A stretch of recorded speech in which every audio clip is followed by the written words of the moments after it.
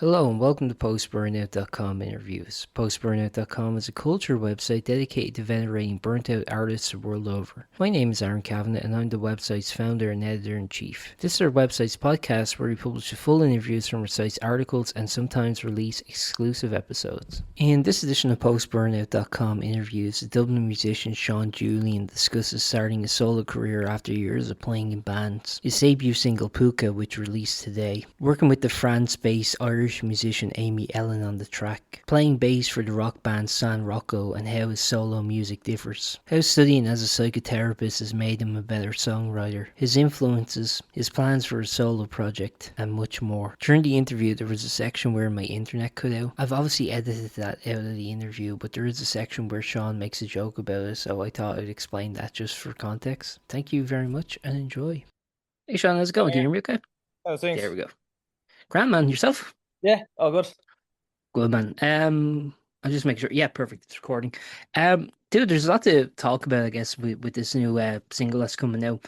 I'm very interested in kind of how this sort of solo project started. But I guess to give a bit of context, just before we get into this new single that's coming out, a bit about maybe your background because you've been playing in with like bands for years now. Yeah, yeah. Obviously, well, I don't know. I actually don't know how long it's been. I wasn't able to find like exactly how long you've been in bands or what your kind of previous projects were. So maybe Hmm. if you could just like illuminate a bit about your own background then. Definitely, yeah. I suppose I've been playing music since writing songs, I would say since I'm about 10 or 11. Um I first picked up a guitar probably when I was about 9 or 10. I remember my dad buying me a guitar from Smith's. And I just started kind of learning songs. I very kind of by ear as well. Kind of I'd hear something on the telly or something, and I just kind of try kind of replicate it if it was like a theme song or something, or if it was X Yeah. Files or whatever it was, Coronation Street. I love that when you had the X-Files when I tried that one on guitar as well. And I was so Yeah, excited not when I got it. easy. I tried it on bass as well. Bass is actually it's a little easier on bass actually, believe it or not. Sorry, go Yeah, ahead. Yeah, yeah. you're trying to recreate Yeah, the no, yeah, TV just thing. trying to I was always kind of like, even my dad would have played like kind of a lot of vinyls and stuff, so I would have had always kind of an ear for music. But then I never had like any kind of musical kind of, not really much of a musical family. But I started kind of probably in bands maybe when I was about 13, 14. Um, I was in a band called Remote Strangers. Jesus has gone back. But yeah, this is long, long time ago. Yeah, we used to play in the Point. I don't know if on the Oh keys. yeah, yeah. Which is now Yeah. the Sound House. Yeah, now the Soundhouse. Yeah, so we used to play in there like every. That was a great place just for starting Yeah. out. Like it was kind of like a mini music scene because it was the only place that would just have about 14, 15 bands on every Saturday. They would have anybody on there, like, so it And was a great they would place also to do the actually. all ages shows as well. Like I remember Yeah, it was that. all ages shows, so like it was a great place to get started because they let anyone play, but it was like it was really great for just even meeting people, kind of like-minded people and Yeah. stuff. But just Um, specify you're talking about the Point PINT, not the yeah, Point sorry, yeah, Depot. Not the Point Depot. that happens a lot with people. People say that all the time. It's like, you're playing in the That'd be point. grand if you're getting like the Point Depot, yeah. Yeah, exactly. Yeah, people always like, you're playing in the point depth, and I was like, no, sorry, no, to put like you're going for a point, unfortunately. But Yeah. yeah, it was there. Like, and then actually the guy who actually produced the song, funny enough, Kieran Daly is his name, or he's commonly known as Kiwi. Hmm. He played in the ba he sorry, I actually played a lot with him. We would have kind of wrote a lot of music together. Now it was kind of just a project. It never really became anything, but we would have just, it was actually in my mate's shed, my mate Connor. He's actually in Key West now, funny enough, and he's Oh doing well. a lot of things, and he just set up a music school as well. I'm plugging him here, but he set up a music school in Finglas called True Note. But us, like me and those two lads, we would have kind of played maybe for 3 or 4 years. We didn't play live or anything, so I was kind of looking for more of a kind of like more of a live thing, I suppose, or kind of where we were actually going out and kind of sharing our music. So that's kind of when I started at San Rocco. The band I'm still in now, I've been in them for the last, Jesus, nearly like 6 years now or something. Yeah. Yeah, I've been gone long, long time. Yeah, so it's that's kind of when when I started kind of really getting into the original stuff. But yeah, funnily enough, because I know I know the channel's called Post-Burnout. I would have done the cover stuff as well, and I found that really kind of after a while I got very kind of burnt out by that. It was just yeah, it was like playing in pubs till 1 or 2 in the morning, and Yeah. just yeah, it's just heavy going. So yeah, no, and then yeah, just playing for singer-songwriters as well. Like as I said, Amy Ellen, P.O. Hartnett, Tommy Cullett. Like there's a few people I kind of would have started kind of playing as kind of a session musician as kind of as a bassist as well. So that again, I got to meet like a lot of interesting people, and yeah, a lot of I learned a lot from playing with those people as well. Like they're all great people, all really really talented. So I guess yeah, just I was always kind of just interested in projects and kind of just sit and learning from that. That's yeah. There's a bunch of things that could go on there. I'll start with this. You're talking about, when you started like playing an instrument at like 10 or 11. What was it guitar? Like, was it keys? What were you starting with? Yeah, it was guitar. Yeah, guitar. Yeah, that's my dad got me my first guitar, and I think I was 10 or 11. I think I learned I think it was Plateau by Nirvana and Oh yeah, Seven Nation the Army Meat White Puppets cover. Stripes. Yeah, yeah. Yeah, that Plateau is for me actually a that hard one. I tried learning that, and it's actually a hard uh, one to start with. which the Nirvana one. Plateau, yeah, and all Yeah, those Meat Puppet songs, I guess, are quite hard. But yeah. I no I do like it. I play it on one string, so I was actually Oh, okay. I was listening to it a few weeks ago, and I was like, "That's yeah." I learned it. I just learned it on one string. I didn't do it. Yeah, so it was like a cheat kind of way. But it was. I remember it Yeah, was the first thing I heard, and I was like, "Oh, I could actually maybe," because it's very kind of like do or goes. It's a kind of yeah. it sounds kind of simple on the ear. So I remember when I picked it up, I was like, "Oh, I could maybe play that," and then I guess it just kind of yeah went from there. Just started kind of learning things here and there and stuff, and Well, it's interesting there you mentioned like Nirvana and White Stripes, and like yeah, those aren't too dissimilar to the type of music you're doing now. Has definitely your yeah, musical influence kind of been the same over the years? Like, have you kind of like gravitated towards the same kind of music? Because I'm kind of the same. Like, when I was a teenager, I was into kind of the alternative rock scene definitely of yeah, like the 90s, even though yeah. even though it was like a little before my time. I was still into that scene, and like the old punk rock shit and all. Like I was into all that, and I still think that That's me as well. someday, yeah, to this degree, like I still have, like they still influence my songwriting to some degree. Like just because that's how I Definitely, learned how to play instruments, like with some power 100%. chords and root notes. Yeah, so That's it. I was power chords and root notes for a very long time, and I probably say yeah, it's what I come back to a lot of the time. I wouldn't say that's what I'm solely based off, but it's what really kind of got me into songwriting was like power chords and root notes. Like a lot of my early, when I was yeah, as I say, when I was songwriting from 11 or 12, a lot of it was just kind of power chords and root notes, and maybe trying to replicate some of kind of early punk stuff, like yeah, Dead Kennedys, the Clash, um, Ramones, like were a bit like massive, and the grunge yeah, Nirvana as well, because a lot of Nirvana stuff is kind of punk, kind of guitar as well. Like it's, yeah, absolutely, I yeah, know there's some more kind of intricate stuff in Utero as well. Or there is some, yeah, but it's yeah, a lot of it is just kind of like punk rock kind of, and that's so yeah. it's Like kind songs of a like mix. "Breathe" Yeah, and stuff like that. Yeah, yeah, that yeah, 100% territorial pissings and Territory all that kind Pistons. of Yeah, stuff. Yeah, yeah, all that yeah, kind of stuff where there's a lot of kind of raw kind of energy and. uh, I guess it'd be a combination of that and then some of the more kind of lush melodic stuff, kind of like Smashing Pumpkins or like Siamese Dream. That's probably that album has probably been the biggest influence for the song. I'd say that's and like kind of like Sonic Youth's the more stuff that isn't too kind of dissonant or the stuff that's actually even though I like some of the kind of weird stuff from Sonic Youth, yeah, but they have some like really really kind of melodic stuff as well, or so, like yeah, it'd be kind of like borderline shoegaze. I'd say some of the that so it's kind yeah. of I a agree. mix Yeah. of kind of shoegaze and punk, I suppose, would be like.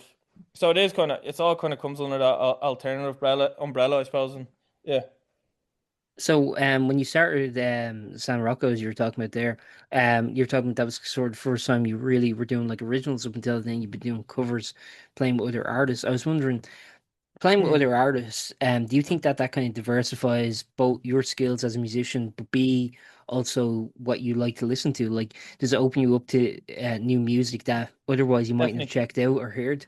And Yeah. then, did you incorporate those influences into San Rocco, or was that very much the stuff you were already into, kind of going into that? If that Hmm. makes sense. Yeah, well, funny enough, San Rocco was actually it was already a band before I joined. They Okay. were actually looking for a bass player, so it was kind of like they were kind of like an indie rock band, and I suppose the sound has kind of developed. I think we've both kind of learned off each other. I've kind of gotten influences from them, like the lads in San Rocco. They'd be into like a lot of bands like the National and like stuff like at the Strokes. Hmm. Who I like as well, but I hadn't really like given them like a I don't think like a proper listen. So I have massive respect for the National now. I think when I first came in, I was like, these are just kind of drab and boring, and it's the more like the lads have kind of they've introduced me to like a lot of kind of other kind of like indie rock or different types of music as well. So um, I thought it was really kind of interesting. It was a good opportunity to kind of learn as well, just from and songwriting as well. Like they already had a couple of songs written before I just kind of joined the band, so it was interesting to see how they kind of done stuff as well. Because I was in an original band when I was 14, so and it was power chords, drop D, that kind of stuff. So I hadn't Yeah. really this, yeah, I was again. It's that kind of as I was speaking about earlier. It's getting that chance to kind of learn from other people as well. Just being in a, and now sure, I've been with them for like yes, as I say, 6 years, 7 years now, and it's our sound has kind of developed a lot. I think it's very interesting to see kind of how we've evolved, and we're bringing out new stuff this year as well. So that'll be in a couple That's of sick. months. That'll be I'm excited about that as well. Well, I have to ask you, you were saying that you're there for about 6 years now. I was wondering, was that before or after COVID that you joined? It was actually it was at the start of COVID. Funny enough, yeah. So we That's were not kind of that's not Yeah, I opportune. know. It was like a bad omen or something. Yeah, it was weird. It was Yeah, all we could do was record. That was it. Yeah, we did a couple of actually it was just we did a couple of gigs before yeah, COVID. We maybe done so I did get to play live with them. It was maybe 2 or 3 gigs, and then yeah, that was it. It was shut us down kind of, and yeah. But we still yeah, got to be kind of like that was I think COVID is it was a weird time. Like you still kind of got to be productive at the same time, just in a different way. You didn't. It was the But not being able to play live, yeah, that was a that was a shit one. Yeah. yeah. Um, so you go from that band that you're playing with, and then you start this like new project just under your own name. How did this kind of come about? Like, what sort of was the impetus for this? It's like I was funny enough. I spoke about it earlier, just about the burnout and the kind of. I think I was like I thought maybe playing and like loads of different playing with different artists. I was actually in another band as well called Daddy. I was with them for maybe a year or something. I really enjoyed it, but I think I was just taking on too much. Um, musically, there was just too much going on. And I just really needed to kind of like take a bit of time for myself. Um, just too many projects, and I was really enjoying it. I guess as I was speaking kind of earlier about just the burnout stuff. I think I was probably just taking on too many things, just musically. And I think I thought like the more music I was doing, the more creative I was being or being involved in projects. I was probably, oh yeah, like if I'm being creative, then I'm kind of looking after myself or I'm getting away, whether it's work or different stuff. So I thought that was the answer to maybe the burnout or the stress. But I think it took me a while to realize that it was just adding on too much, just too much, I suppose, needing to be places or whether it was showing up for gigs, learning songs for other artists. It was getting too much, and I've always had that like I suppose that itch as well to kind of do my own thing. Um, I think it just took a while to get kind of into a place where I felt confident enough, maybe, or whether it's even like singing. I don't sing on this track now, but the next track I'm working on, I'm gonna sing on. I'm just like fuck, I'm gonna do it. It's and like I've always kind of been able to sing, but I never think it's kind of like standing on I don't know, at the edge of a cliff or taking the leap into the pool or taking that jump. But yeah, it's like yeah, it's it's a tough one. Like just even starting, like it's been really exciting, but it was also a bit scary as well, kind of going out my own. But I'm really excited. It's kind of just to even just I said it to my dad actually. I was like, listen, I'm just happy to release one song under my name. That's it. I can just be happy with that. That there's a song kind of under my name. That's I'm happy. I'm happy with that. Well, actually, I wanted to ask about like writing with San Rocco. So do you write with San Rocco or? Yeah, I write like I write some of the songs. Kind of, I would it'd be kind of one of the main songwriters. We all kind of write together, but there's been a couple of songs I've kind of brought to the band as well. So like this song was actually I did briefly bring it to the band, but then when I wrote it, I was kind of like it actually kind of felt something that was different or that was kind of my like very kind of my own. Um, and it was kind of one of those ideas that kind of just like when I kind of write songs, I kind of use it's like Stephen King. I don't know if you know the writer Stephen King. Yeah, yeah, He talks about the kind of the nagging. I think he calls it like the nagging method or something, or he calls like ideas being nagging, so they'll kind of just keep coming back to you. yeah. So a lot of the times I'll write a very kind of a basic idea, whether it's on guitar or bass. This song was written on bass first, but it just Yeah, I kept can tell by the coming way. back. It's a Yeah, very bass heavy song. yeah, it is definitely. Yeah. So that bass line kept kind of coming back, and I was like, I'm gonna have to do something with that. Like sometimes ideas just I'll record on my phone, and then maybe I won't come back to it. But then there's those kind of ideas as well that kind of just keep kind of coming back to you or kind of stick out. So that was one of them, and I did try. Yeah, as I say, I did try with San Rocco, but it felt something that it felt a bit different. It felt something I wanted to kind of. So I thought it was a great kind of opportunity to be like, listen, this is gonna kind of spearhead a solo project, and we'll see where it goes. But it started. I suppose it's got things started anyway. So It's an interesting one for your first release. The song we're talking about is Púca. It yeah, comes out March 13th, if I remember that's great. correctly. Yeah, that's right. Yeah. And it's a collab with Amy Ellen who does lead vocals. Now you mentioned that you've played with Amy before, so like that we obviously know where the kind of connection came from. But Mm. it is kind of an interesting thing to like for a solo artist. Your first like kind of collaboration is one where so your first release is sort of one where Yeah, it you're is. not Yeah. spearheading it. Was that like a conscious thing, or how that kind of come about? I I guess. guess it comes back to the vocals thing again, and not even. I suppose I really when I wrote the song, I actually could hear a voice over it. It was kind of I was like when I wrote because I pretty much wrote a lot of the production was done before the vocals, so a lot of the song would have kind of been built, and the space was kind of left for vocals, and there is a lot of space in the song as well, so it kind of get like the singer kind of had the kind of platform to kind of kind of get creative with it or kind of experiment.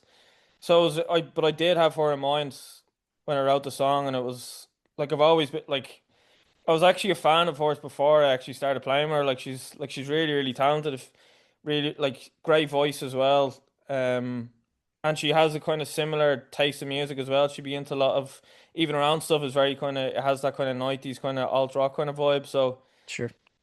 So yeah, and it is, and I did think about that as well. It is like it is a weird one that the first kind of release would be a collab, but I was like, listen, I wanted to kind of get something out there, and I didn't feel kind of confident maybe for my first release to be just me singing on my own, and then now with this, as I say, the second release, that's gonna be me singing on it, so that'll be a whole other different thing, but I did genuinely feel that she fitted the kind of vibe of the song as well, and it's worked out really well. Do you did you like bulk record a bunch of songs, or are you doing them kind of like one single at a time? I've both record three actually. Um, so I kind And of it's have, the only kind of collaboration, is it? yeah, I'm working with, I don't know if you know the band Bedrooms. Have you ever heard Yeah, of yeah, them? I've heard the name, yeah.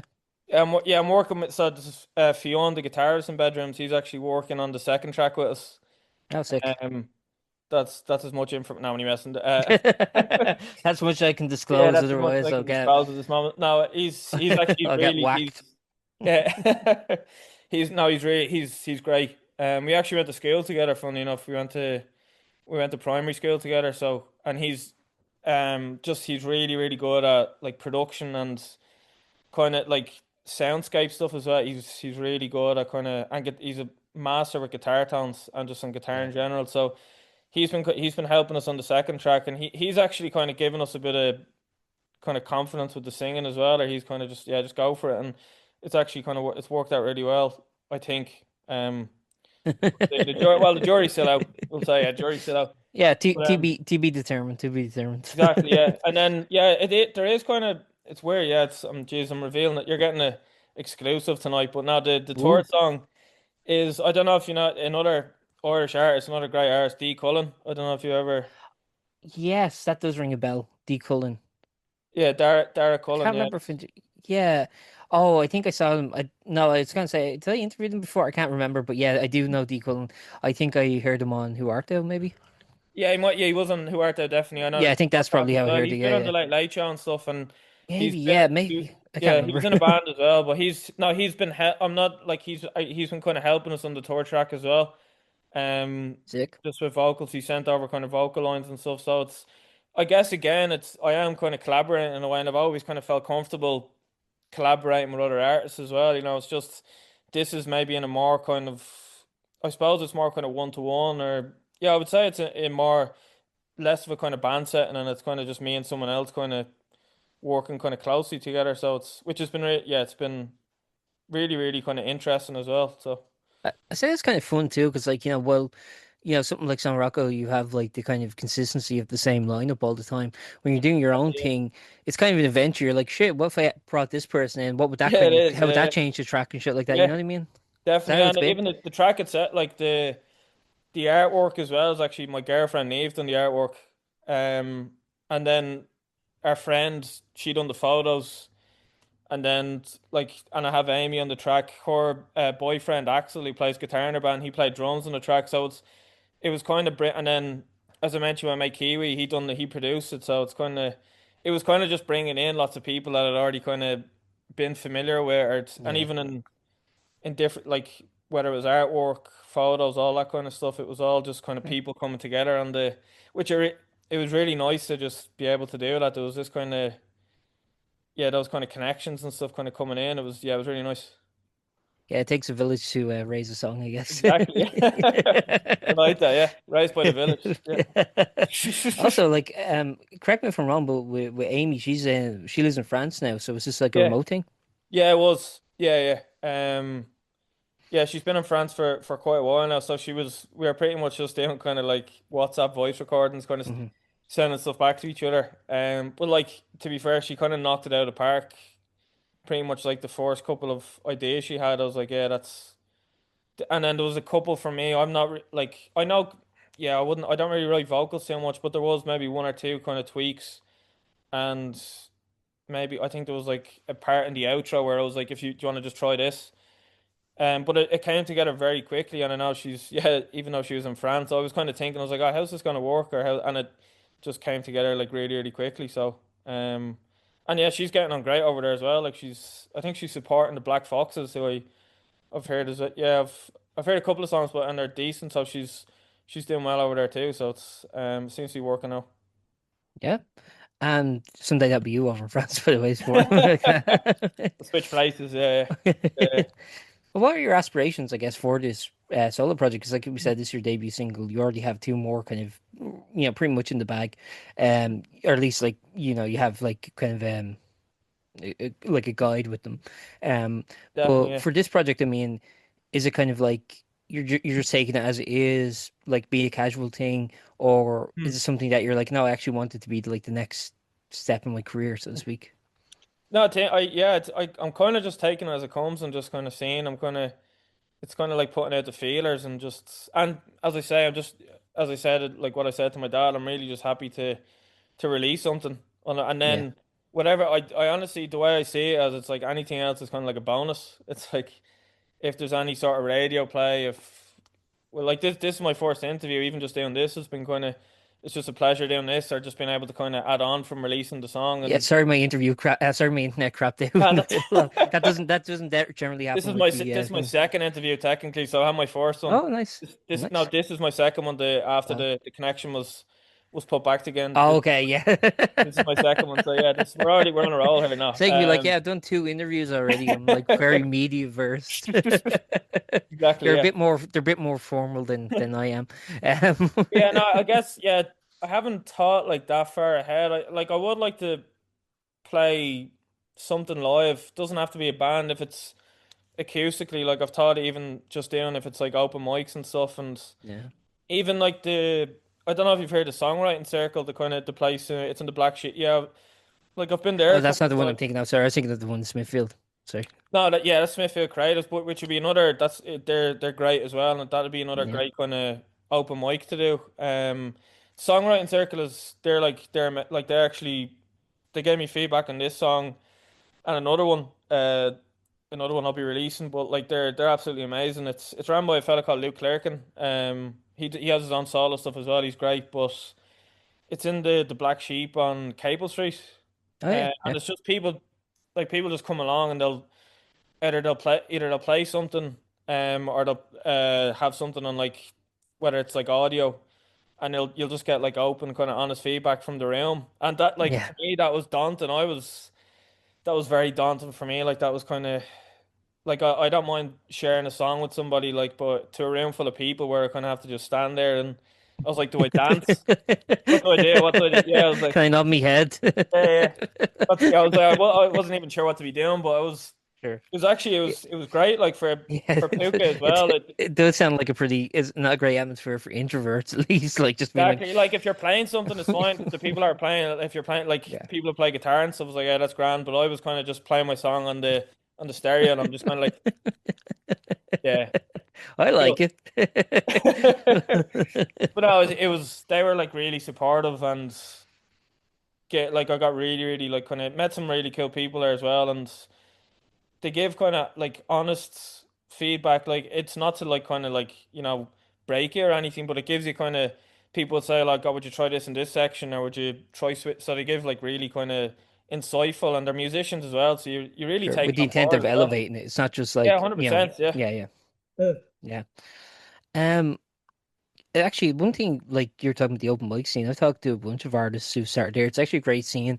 Mm. Like, so you have, the ones you mentioned, you have Smithfield, and you also have like Sinead does a bunch Yeah, yeah, on yeah. Eden You know, Key, great. and Yeah, even Whedon. I didn't know this, but Whedon's apparently do open mic. I actually didn't know. yeah, and They do the it in little the Whelan's, I think the Yeah, kind of yeah, I small think so. places. Yeah, Yeah, I was interviewing someone else and they mentioned that. I was like, oh, I didn't know that you like open mic yeah. things there. But yeah. So there seems to be like a lot around the city, and but the one in Sinead in particular, like I'm not advertising for them. I don't work for Sinead, the full disclosure.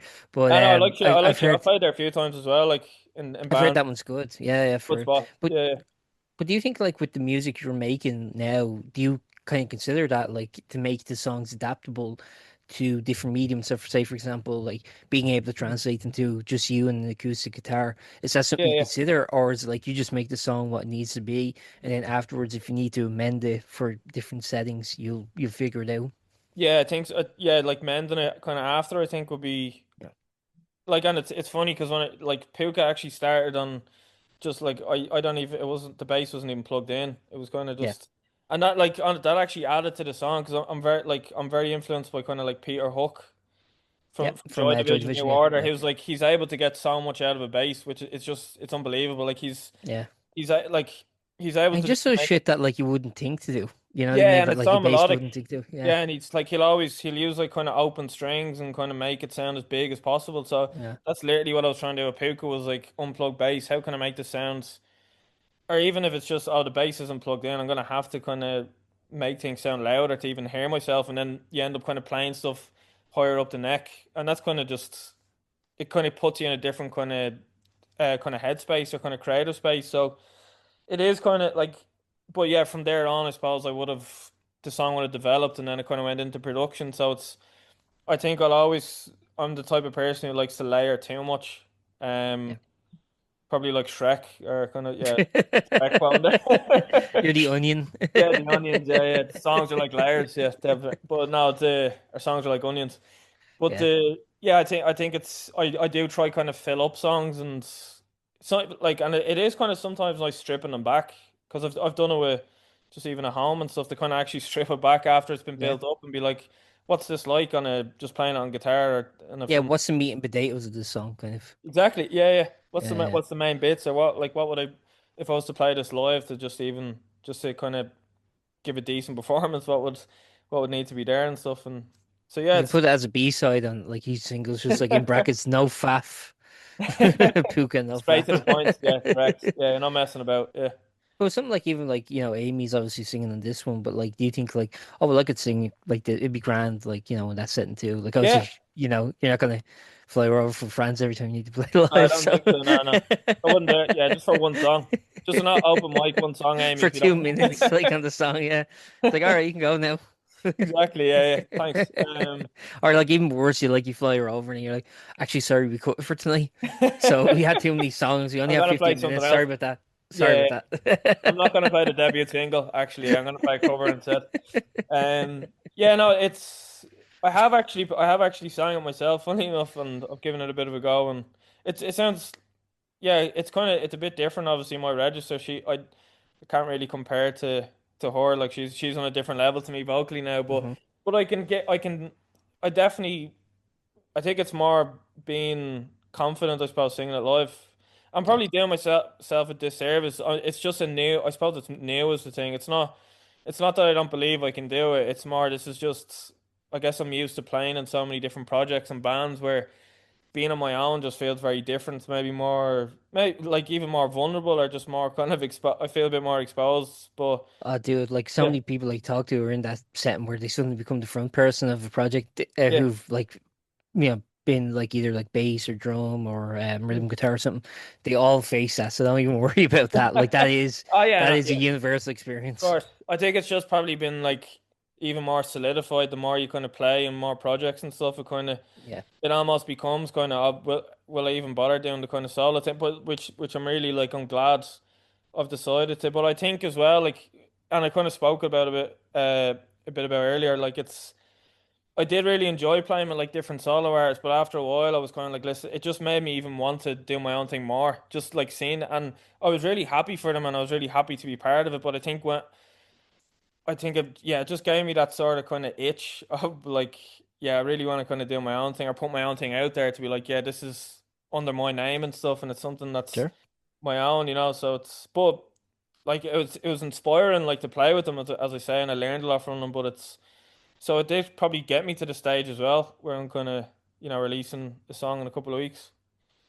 Yeah, Yeah, let's talk about the song in a minute, but just before I do, I wanted to ask, of course, yeah. were you playing bass before this band, or where did you learn it specifically for the projects you were working Hmm. with like San Rocco and stuff? Where you Funny already playing enough, it bass? was yeah that band I mentioned the Remote Strangers when I was 14, 15. That I actually I think there was a gig where the bassist wasn't available or something happened where and I had to step in and play bass and I Get to remember the root notes.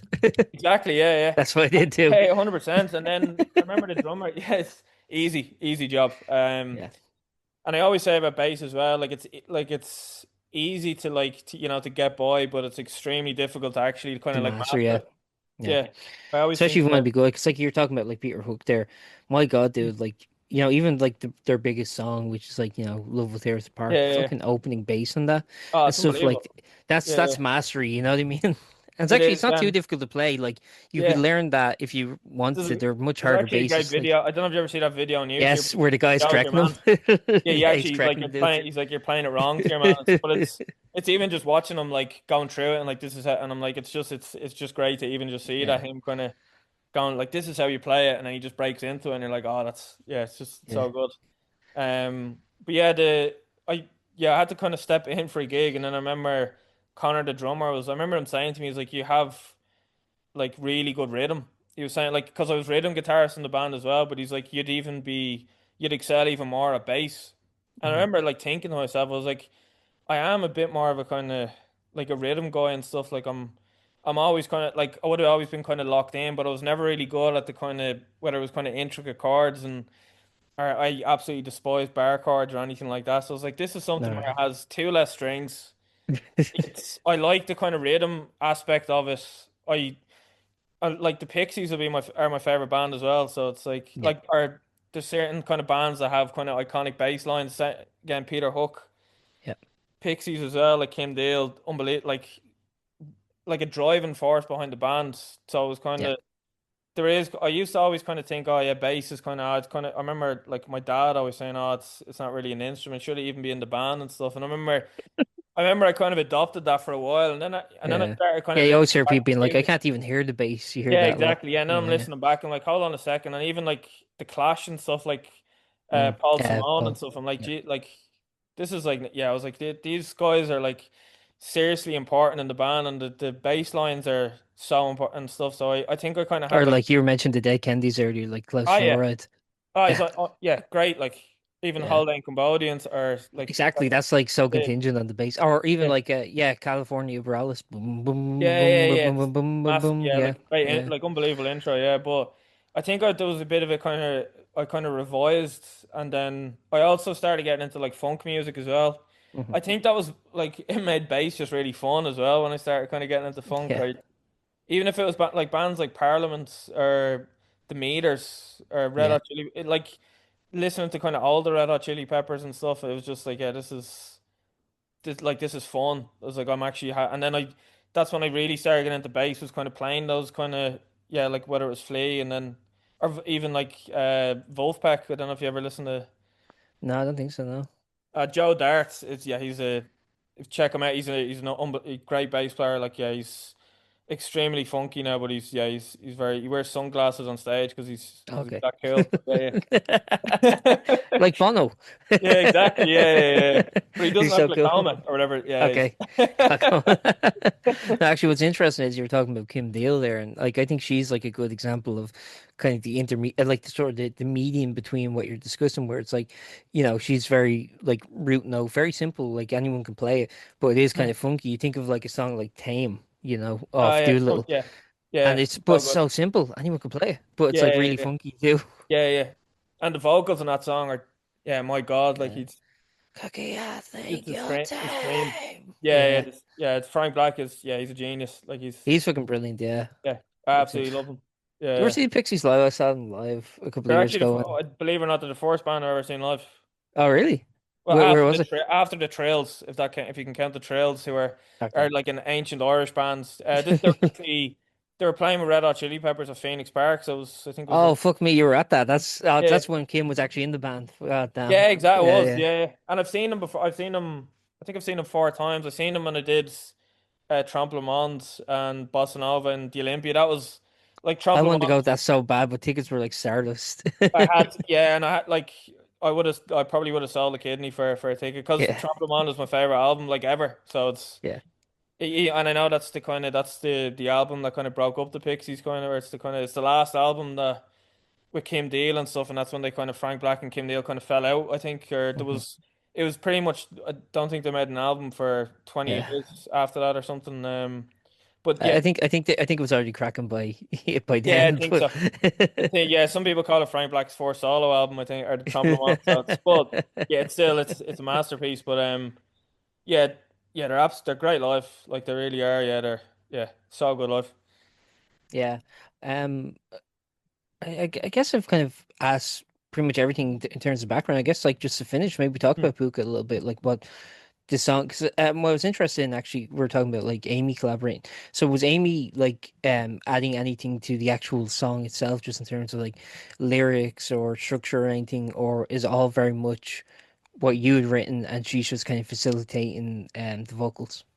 Yeah, just pretty much facilitating the vocals. Yeah, like she wrote the melody, like the Yeah. vocal melodies and stuff as I was saying earlier. But yeah, this was I actually I think I had a conversation with her about it, about lyrics, and it was I think at first I was considering maybe I'd like if she wants to like if she thinks of anything lyrics wise, and then I was like, here, do you know what? I was like, this I'm gonna like this as I say, this song like kind of means something to me, so I'm gonna write something, and it was the first time I ever wrote lyrics, and it was yeah, it was weird, but it was like I'm studying, I'm actually in my third year of psychotherapy at the moment, so I've been going That's through it like there's a lot of kind of process, and it's a very experiential course, but I think that gave me like so much kind of food for thought and food for lyrics, if you can say if you can say yeah, that. yeah. It gave me a lot of stuff to kind of write about. So that like the song is very kind of reflective and it's quite personal as well. But it's it was actually kind of enjoy. I used to just go blank, when trying to write lyrics before. I used to, and I don't know if it was more of a focus on, can I write a melody to this? But I think it was because Amy was there, I was like, I can just kind of go at this, so I don't have to worry about whether it's the syllables. She might need to change maybe a couple of bits, and she didn't need to change much at all really in terms of it kind of fit perfect. But it was really the first time I was like, I'm actually, you know what, it's not too bad, this lyrics thing. It's not the worst. Yeah, it can be enjoyable, yeah. Did you find actually like and again you can talk about the lyrics and what you want. If you want to keep it more abstract, that's fine. Or Mhm. if you don't mind being candid, it's up to you. No, of But course. Yeah. what I was gonna ask is like you find like doing psychotherapy there, for example, do you find like there's difference in kind of self-examination and the way you think about like does that help then kind of pour the lyrics out a little bit more, like turn Definitely. the faucet a little bit? Yeah, 100%. I think that's what like turned the faucet on. The faucet was Hmm. off or the well was dry for for a long time. Yeah, no, I really I do. I think it made me yeah, as you said, like the reflection and the kind of awareness and just yeah, even like experience like the song is kind of about childhood experiences, I suppose, and kind of understanding them, kind of trying to kind of move past not even move past them, but learn how to live with them. That's kind of what I've learned. It's not sometimes you can't like you can't always move past things or you don't maybe you don't move past things, but you kind of learn that they're kind of part of you, they're kind of part of your identity, and it's kind of there's a bit of kind of compassion and kind of acceptance in there as well. So like the song is a bit like there's a line in the song I'll start my own fire, and that's kind of the end of the song where it's going I'm kind of gonna carve my own path now. I'm gonna um so it's yeah it was like it was nice, it's cathartic I suppose would be the word. There's a bit of a release as well when you particularly when you're putting it to music. It's really really nice to kind of to be able to kind of get something out there, you know. It's yeah. What's interesting, like I remember listening to someone who I think was working as I can't remember if it was a psychotherapist or what exactly their vocation was, but they were saying Hmm. that like a huge issue with kind of dealing with a lot of childhood trauma is that people don't actually recognize it as trauma. They think back to it and they think, oh well, a traumatic childhood, for example, is being beaten or is being Yeah, yeah, assaulted in some way, and if that doesn't happen, you don't have trauma. But they're like pretty much everyone does. So it's no a weird definitely thing yeah, not to be able to like you can't deal with something if you don't acknowledge it exists in the first place, and of people course. feel like weirdly guilty and ashamed and even just admitting they have trauma because they think it's like shitting on their parents or something. I don't know. No, it is like so it can be like it can be difficult for people to yeah, as you say, to even acknowledge that to and also like to I think the same with therapy as well. It's kind of like I always say I think everybody can go to therapy whether it's stress like whether it's stresses in life, whether it's understanding kind of your own kind of identity or how you like kind of how like how your identity forms or how you are shaped by early experiences, and that is kind of what the song part of the song is about. It's kind of how you're kind of shaped by those early experiences and then kind of maybe looking back at when you're a child, now you're an adult, how am I moving forward, what does this mean kind of thing. It's but yeah, those kind of reflection, like I think it's important for everyone to kind of reflect on that, but it can be very difficult to go back there as well for people as well. Some people don't want to, and like that's just where they're at, I suppose. And you have to Yeah. kind of understand that as well. And it can yeah yeah it can be very difficult to kind of to go back to something so kind of delicate or fragile, you know, as childhood. Yeah.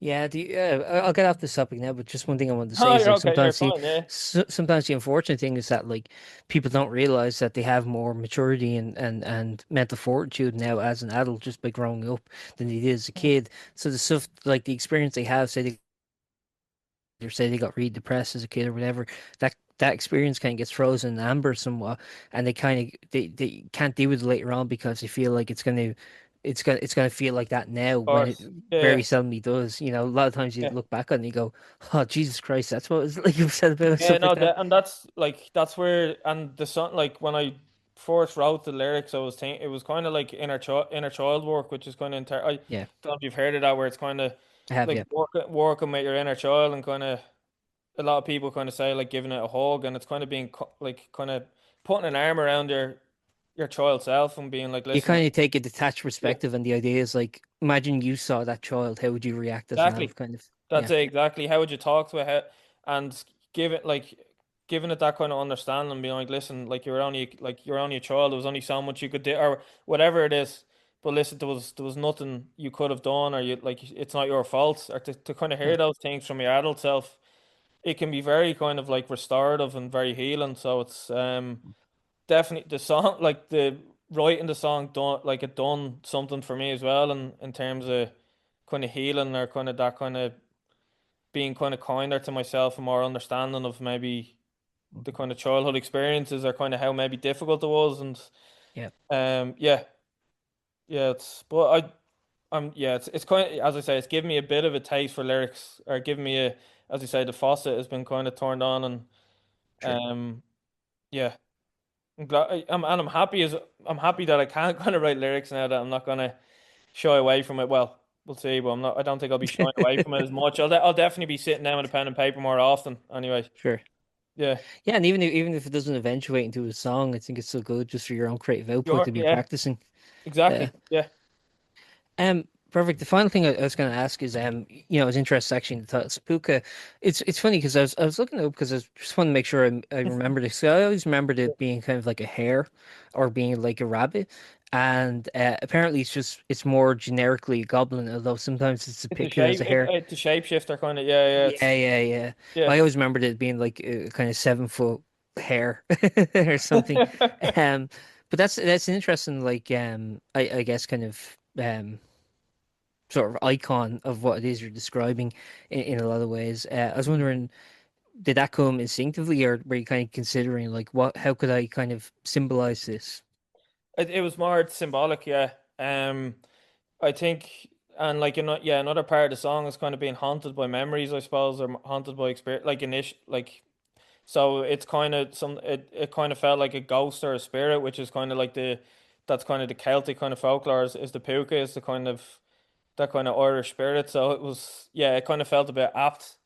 And then the whole kind of shape shifting elements as well, of kind of, I suppose, memories or trauma kind of being coming in different forms, or even if it's through, like, whether it's through touch, sounds, like seeing things, smelling it can come, like, it can trigger things as well. So it kind of, it felt kind, yeah, it felt kind of symbolic. And yeah, I thought it was kind of nice to kind of tie it to some sort of kind of Celtic mythology as well. I always kind of thought that the puka was kind of cool. Um, or the whole thing about like kids being told not to eat blackberries because the puka will get them, or that kind of, Yeah. that's an older an older classic thing. But yeah, it really, yeah, it's I think it kind of ties, for some reason when I wrote the song, I had this kind of haunting quality to it as well, or the kind the bass line, and the I just had this kind of image, or kind of ghostly image. It's hard to kind of put into words, and that's, I guess, well, I suppose I have now in a way, but and Perfect, music, Sean. yeah, Perfect, Sean. I'll let you go on with your night. Very grateful for your time. I don't want to take more. yeah. Is there anything you would like to add before we wrap up? Anything I failed to cover? And just generally, if you want to tell people, what's next and where they can find you and all Hmm. that. Yeah, no, thanks very much as well, and really appreciate it. Really enjoyed Absolutely. speaking Thanks to you for as doing it. Yeah. well. Thanks Yeah, for it's been setting a up. pleasure.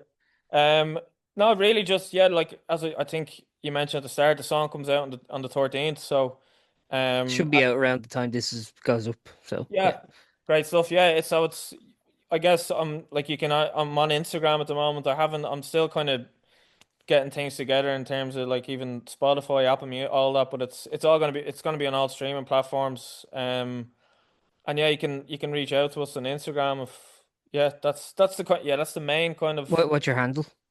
It's Seán Julian Music. Perfect. Yeah, very straight to the point. No, but you like that. Like sometimes, like, oh, it's like three underscores X two underscore seven Yeah, yeah, Y six, and you're like, yeah, all right. yeah, yeah. And yeah, like, as I say, like, there's no, like, I'm gonna be releasing the second song as well. That's probably gonna come out in the summer. Yep. Um, like, I probably, I do plan, as we spoke about earlier. I probably will get a couple of, like, open mics in and stuff. That's kind of the next plan, and then with San Rocco as well, just to kind of plug the other Yep. project. Just, yeah, we're bringing it. We'll be releasing something most likely in April, or May, or early May. So we're going to be bringing out a single. We have 3 songs recorded. So I hope the lads don't mind me saying this is, you're getting another exclusive. So Do you want to um, plug San Rocco's socials? it's San Rocco on Instagram. Yeah. Um, yeah, you can find. ASN or OCCO. Yeah. Yeah, that's it. Yeah, the patron saint of dogs, and knee injuries Hmm. with San Rocco. So yeah, that's no, but That's that's the thing I find interesting about the Saints, man. Is that like you look at what they're actually the Saints of? It's always like really. random stuff. Yeah, It's always like what? It's always like yeah, he's the saint of of unemployed people and yeah. people It was like lost at sea. it was You're like like okay. some lad in the church was like, "Oh, it's cholera." Yeah, that's gonna be San Rocco. We don't have any. Do we have any for cholera? They're like asking the town. It's like, yeah, well, it's yeah, we'll give it to him. Yeah, we'll give him that one. You know, Uh, it's funny. People are still getting sainted, so I wonder, like, it's like, what do we have left? It's like we're running out at the the moment. patron saint of lost paper clips or something. But no, no, honestly, really appreciate it. Like it's the first interview I've ever done, so and I really enjoyed it. It was a pleasure speaking Thanks to you. very much for doing it, Sean. Yeah, So, perfect. Thanks, man. And like we said, out March 13th. Stay tuned. I'll link it all to that, no, and cheers. Yeah, yeah. just follow your social media in case you have any gigs or anything come up. It'll That's be it kind of like exactly. it'll Yeah, just be announced there if anything pops yeah. up. No, if anything pops up, yeah, I'll be announcing on that and as well. Like there's I'll probably actually yeah another thing as well. I'll be more than likely releasing a video. There's kind of it's just a kind of footage of me walking around town and feeding pigeons and doing my civic duty, going around cleaning up streets. It has nothing to do with me music. I just thought people would like to see Yeah, there's no it. music over it. It's just me walking around. You can just hear me talking to pigeons. No, no, there'll be there'll be a video as well, just to kind of just to go along, and I'll put that up on that'll be posted on YouTube, and yeah, that's pretty much. I'll more than likely if there's any gig announcements, you say, yeah, I'll be on Instagram or any sort of updates you can find on Instagram. But Perfect. thanks again, Aaron. Really appreciate it. It's great talking to you. Absolutely. Thanks, Sean. Enjoy the rest of your night. Cheers, man. All the best. Take care. Bye. Bye. Thank you for listening to that episode of PostBurnout.com interviews. We're available wherever you get your podcasts, so we hope that you enjoyed and would consider subscribing, giving it a like on YouTube, or a rating anywhere else. We also have some exclusive episodes only available on Spotify, which features interviews with the likes of Kim Deal, Ron Mail of Sparks, Jacob Slater of Wonder Horse, Maria Kelly, Gavin Friday, and many more. So check those out if you're so inclined. Otherwise, thank you for listening and see you next time.